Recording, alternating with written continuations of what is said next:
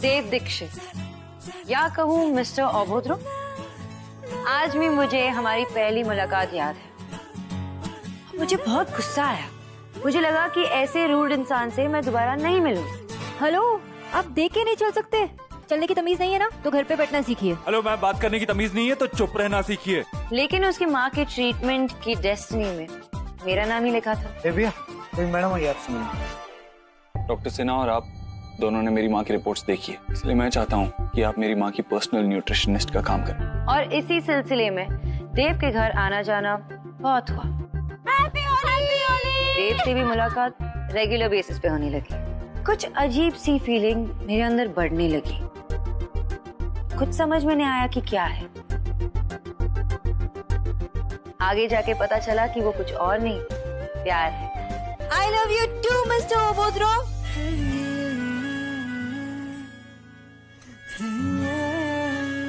लेकिन यही पे आती है कहानी में ट्विस्ट, क्योंकि मेरा एक्सीडेंट हुआ और सब कुछ बदल गया।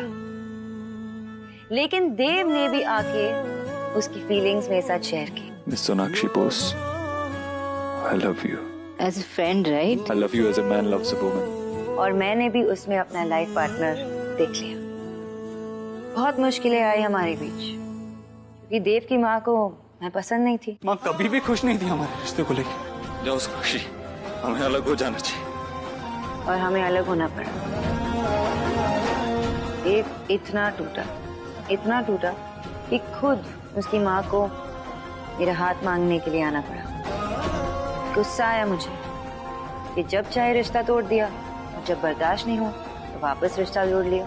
लेकिन क्या करती, देव से बहुत प्यार जो करती थी, गुस्सा नहीं रह पाई उससे और शादी के लिए हाँ कर दिया।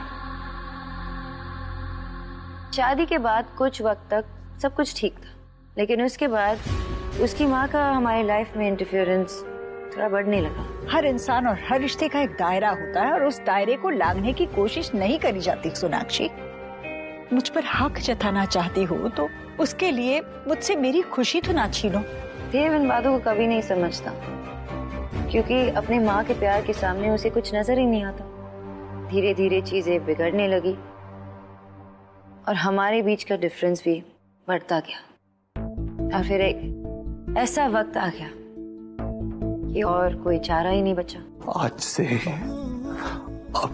अभी से तुम्हारे और मेरे बीच में कोई रिश्ता है ही नहीं। मैं भी यहाँ रुकने नहीं आई थी, यही कहने आई थी कि अब भी मेरे कुछ नहीं लगते। फिर सुहाना पैदा हुई, मम्मा, और फिर मुझे जीने का मकसद मिला। सोहा मेरी दुनिया बन गई थी और 7 साल कैसे बीते पता ही नहीं चला। पर फिर से देव की हमारी लाइफ में एंट्री हो गई और इस टाइम पे मैं अकेली नहीं थी। मुझे अपनी बेटी के लिए एक डिसीजन लेना था और इसलिए मैंने देव और मेरे रिश्ते को एक और चांस दिया। मैं पहले इंसान होंगी जो अपने प्रपोजल में सॉरी कहेगी। इस टाइम सब कुछ बेटर था। मैं फिर से प्रेग्नेंट हुई और शुभ हमारी लाइफ में आया। पर्सनल लाइफ वाज परफेक्ट, लेकिन मेरा करियर बैक सीट ले रहा था। मन तो कर रहा था कि काम पे जाऊं, पर डर लग रहा था कि बच्चों को कौन संभालेगा। That's when Dave stepped in. Stay at home dad बनके उसने रिस्पॉन्सिबिलिटीज उठाई। अब सोहा और शुभ इतने बड़े हो चुके हैं कि हम अपने ऑफिस वापस लौट गए। बच्चे खुश, माँ बच्चों के साथ खुश, लेकिन कुछ तो मिसिंग है, पता नहीं क्या।